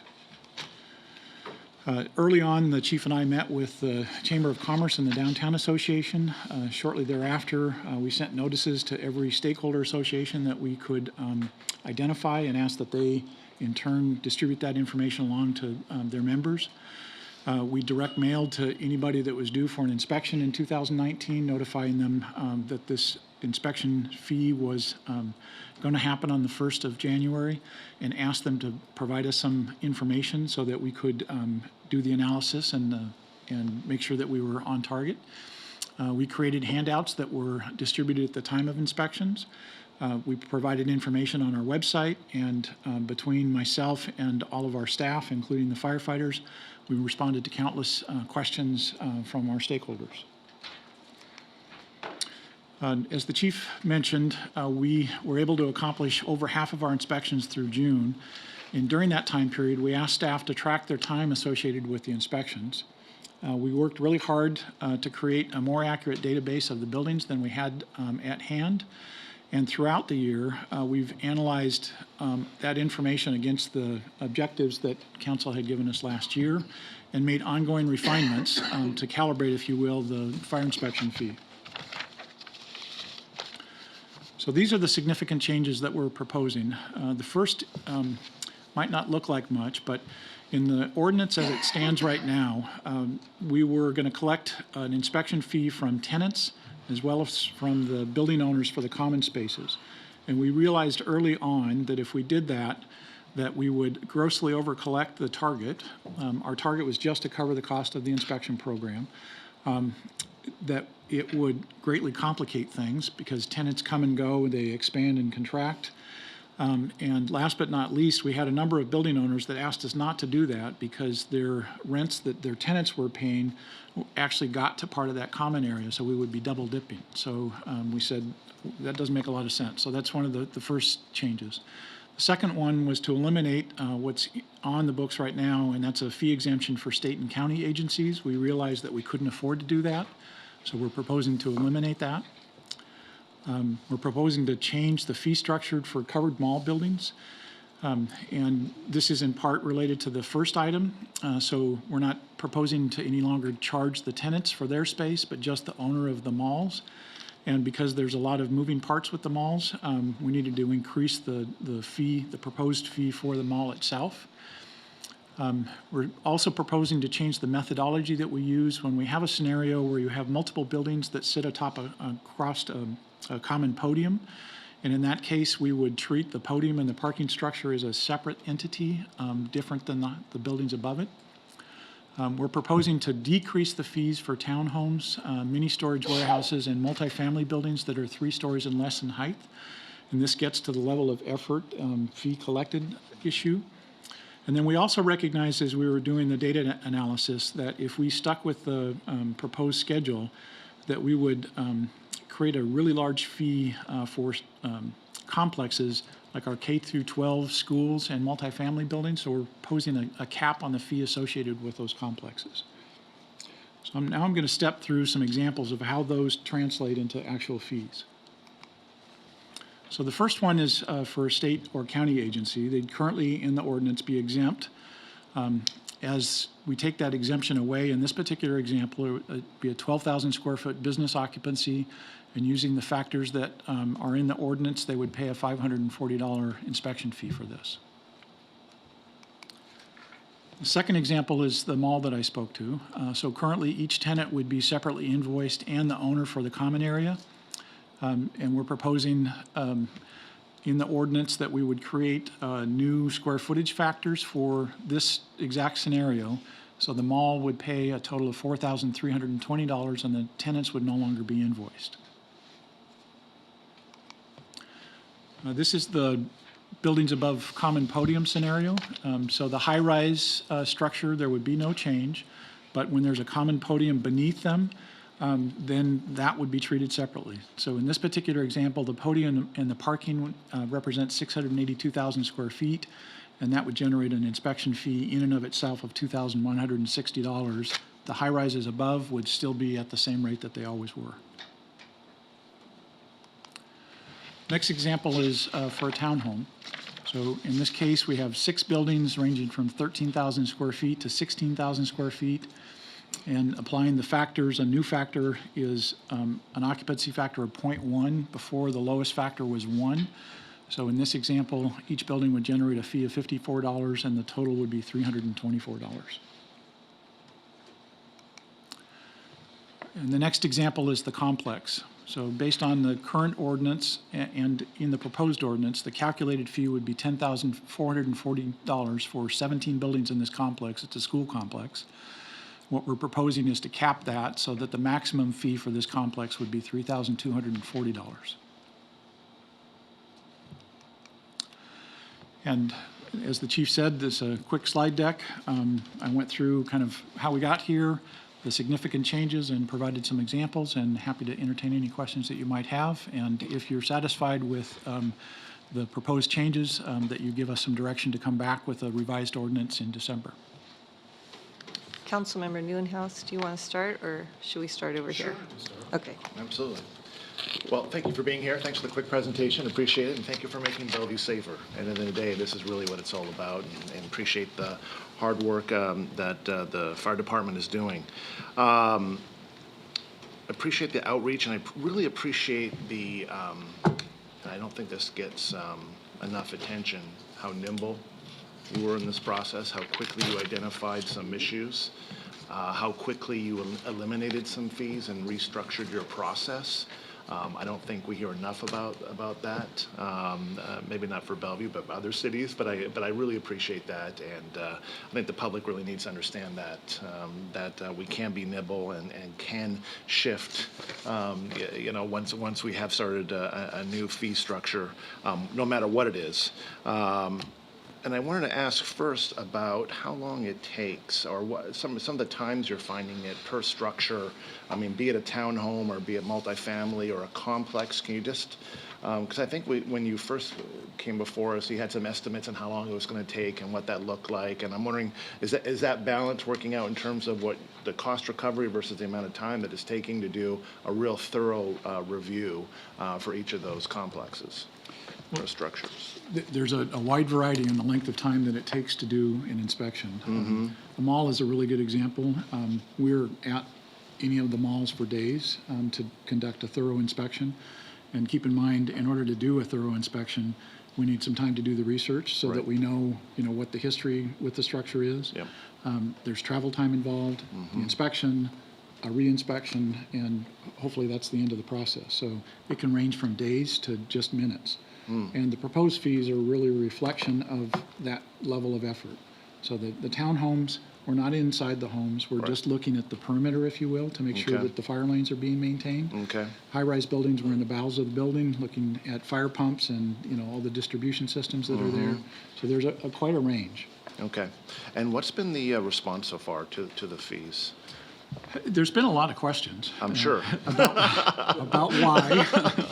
The biggest complaint that I've had are from the individual tenants along the way. So really?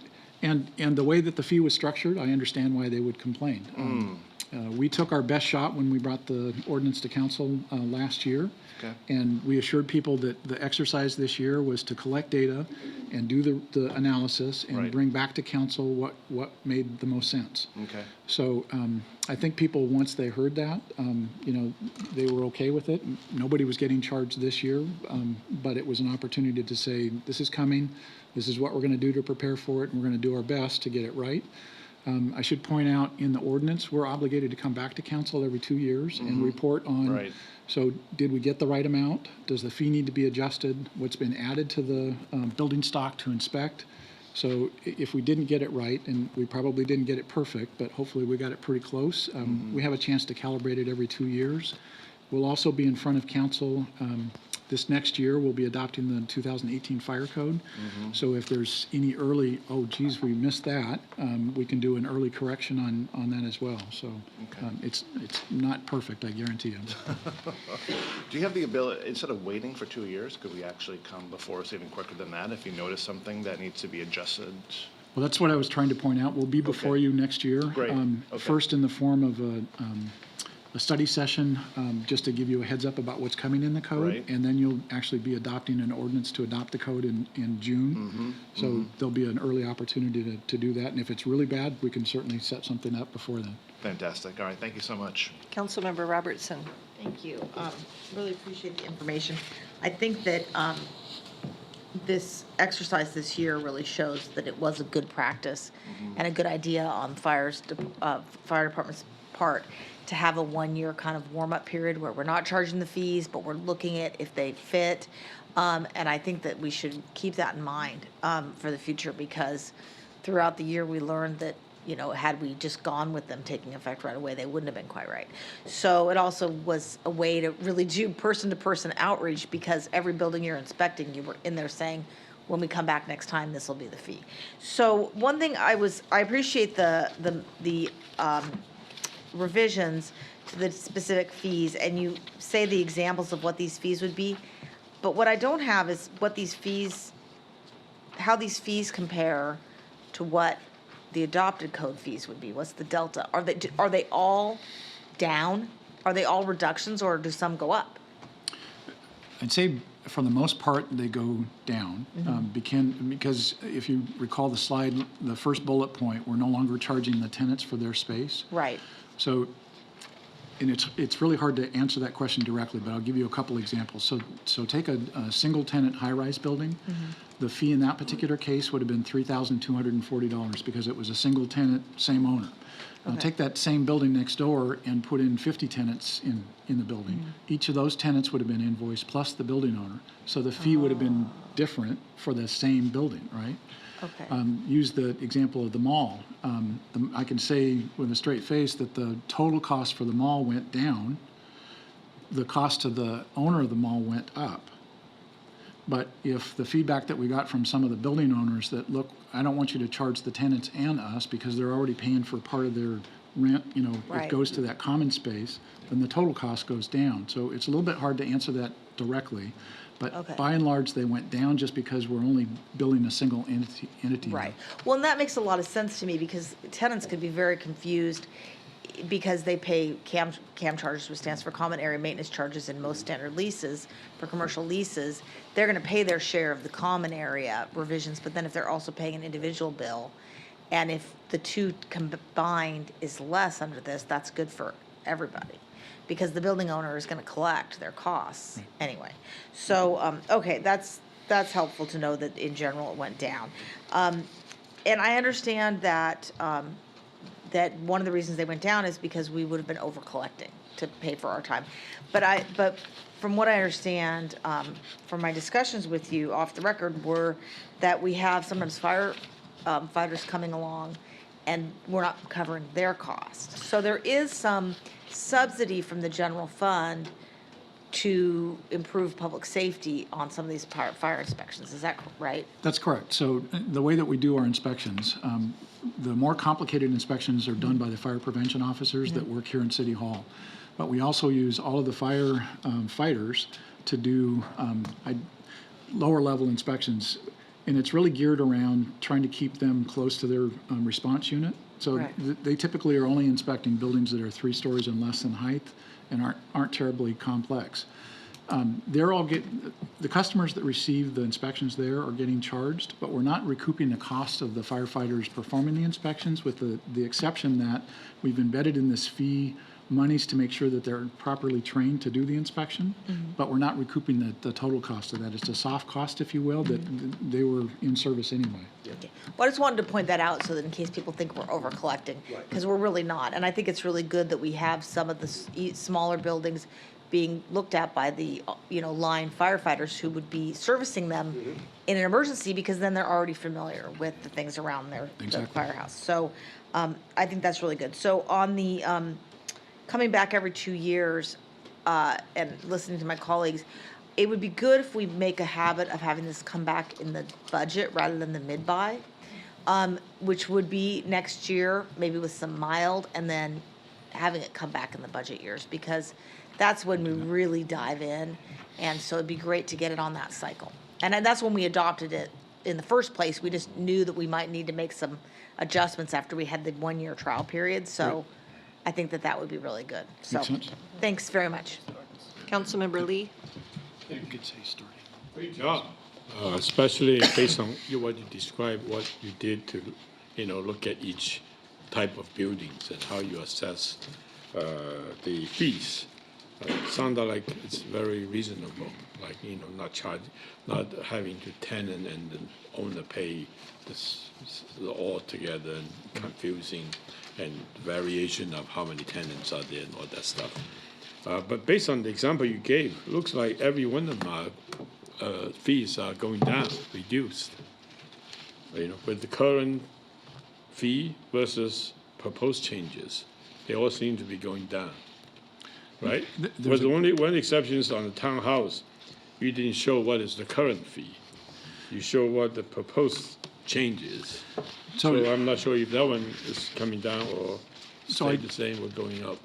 I'll speak to two that didn't go down. So remember in the current ordinance, state and county agencies are exempt.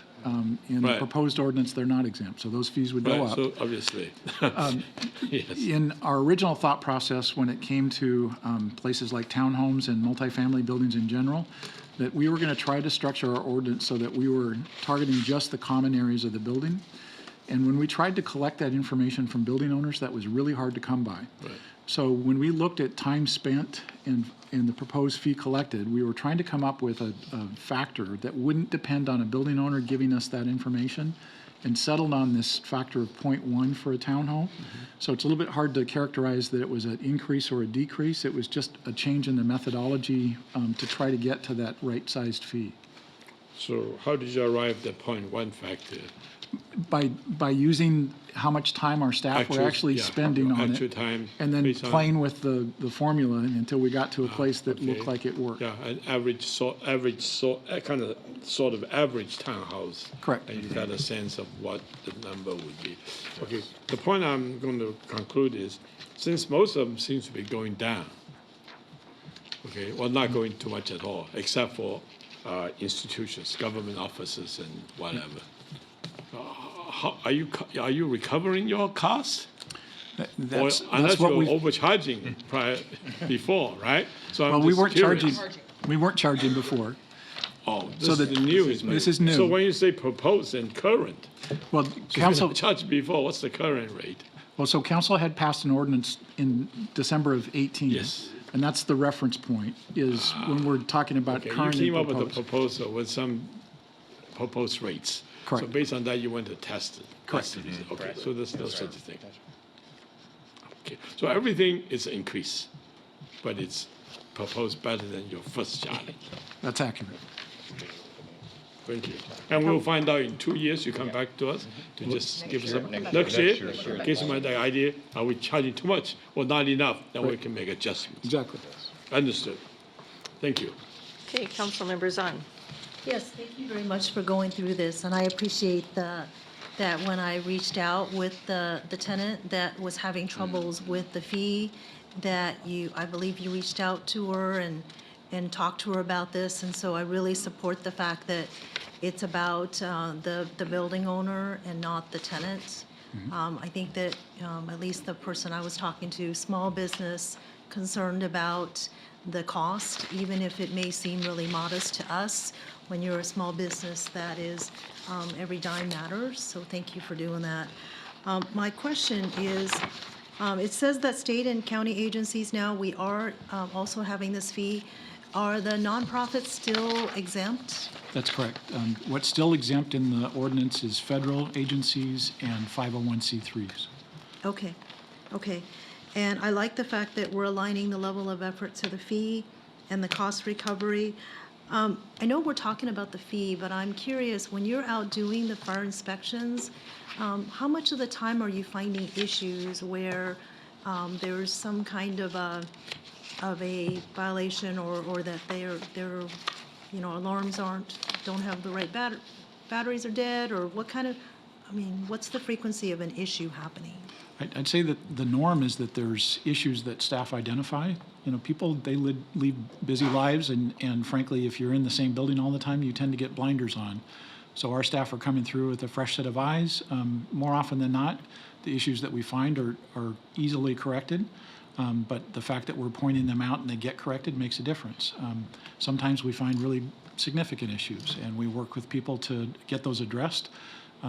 And it's a good outcome for everybody. But I think it's safe to say that there's rarely a building that we would go through that we don't identify some issue that needs to be addressed. Because it could be ingress-egress issues, Correct. flammables that are not stored properly, any number of items. I'm just trying to get a sense for, right now we're talking about the fees, but this is really about how we make sure from a public safety standpoint that we're staying safe, right?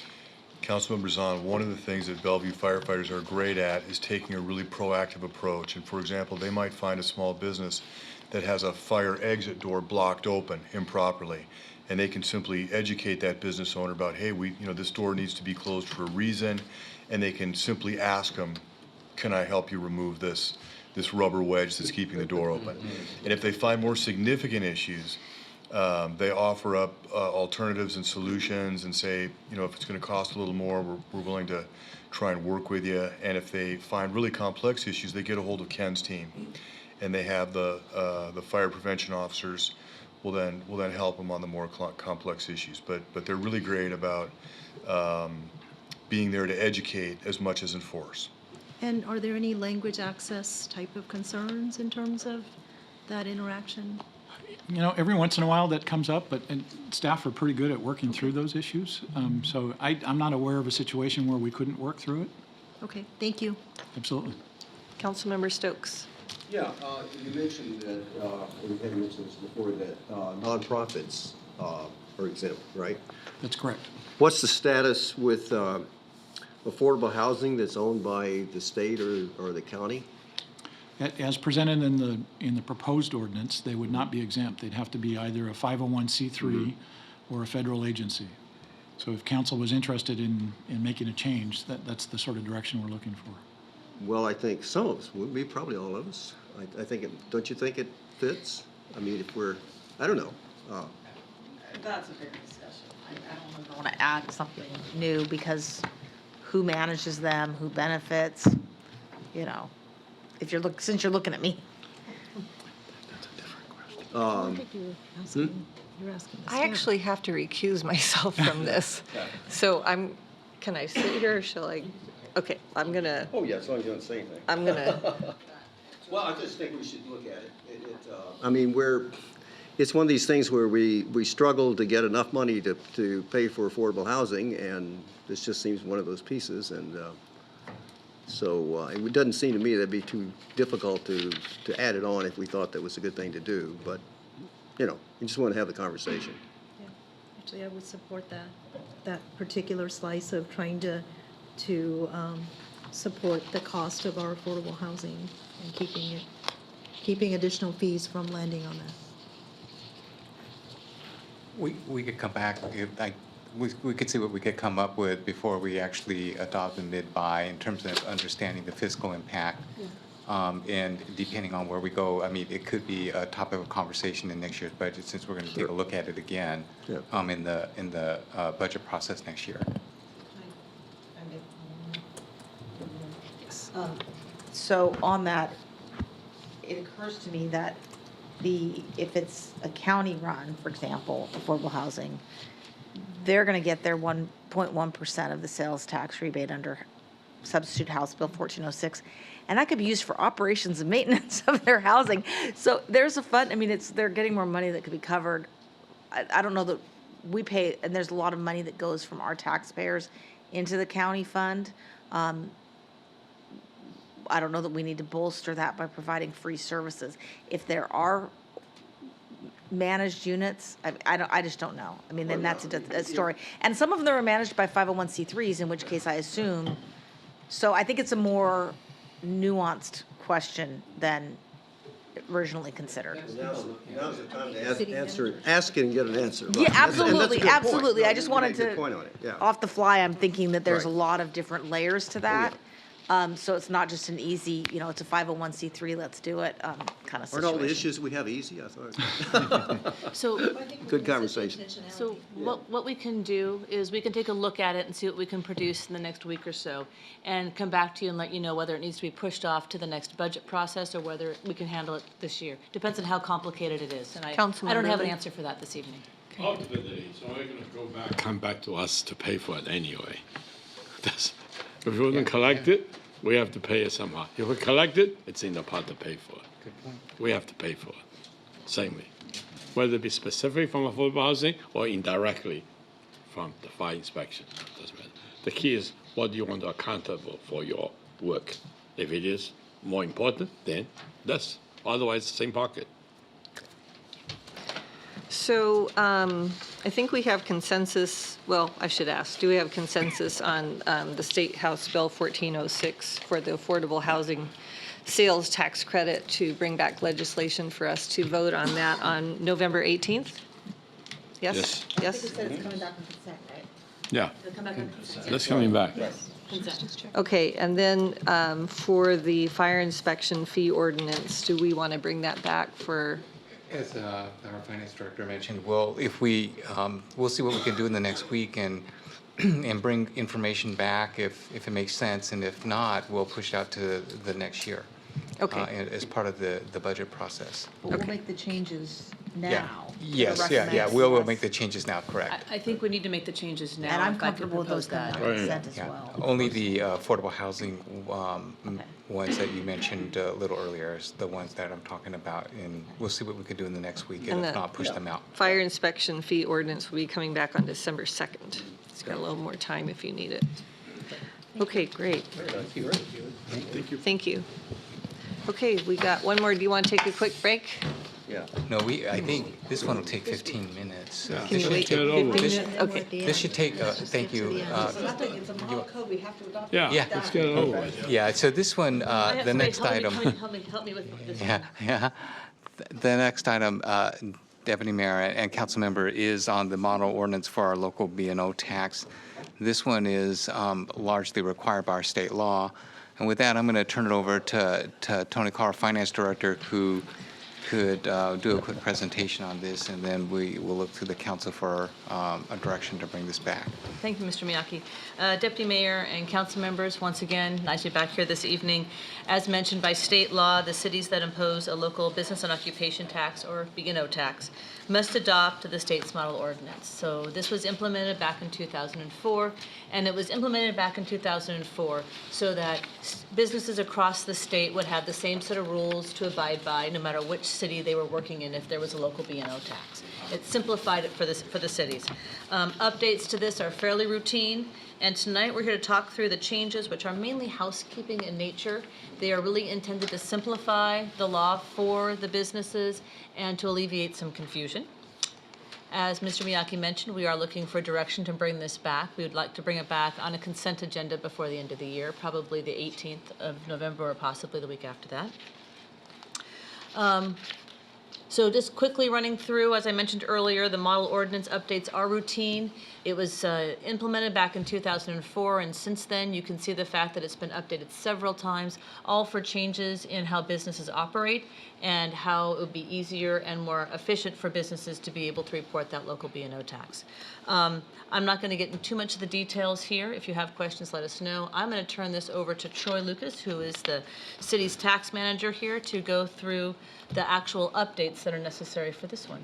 All right. Good evening, Deputy Mayor Robinson, City Council members, City Manager Miyake. I'm happy to be here to have a whole lot of fun talking about taxes tonight. So as Tony mentioned, I'm here tonight to brief you on the updates to the model ordinance for local B&O tax. I'm going to go through the updates at a fairly high level. If you have questions or would like more detailed information, I'm happy to provide that. I want to emphasize that these updates are mandatory, projected to have minimal impact to revenue, and simply clarify existing code.